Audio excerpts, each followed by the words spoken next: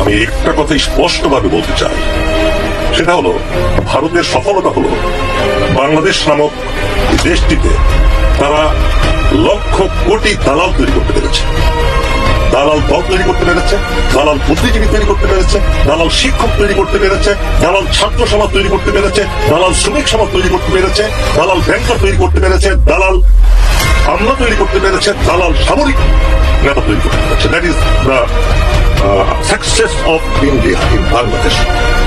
In contrast, ইন্ডিয়াতে আপনি একজন মুসলমানও দেখাতে পারবেন না তারা অন্য দেশের দল দিতে।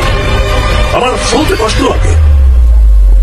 এই ভারত ইন্ডিয়া তো সেই 47 সাল না, ষড়যন্ত্র তো শুরু করতে সেই 1757 সালের আগ থেকে এই দেশের বহির্ভূতে, এই দেশের মুসলমান জনগোষ্ঠীর বিরুদ্ধে তারা সাম্প্রদায়িকতা করে নাম করে আমাদের।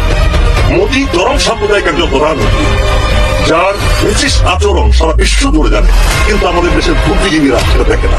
দেখে কাদের? আমাদের মাওলানাদের, যারা একটু রাস্তার মধ্যে স্লোগান দেয় আর মসজিদ ভাঙছে।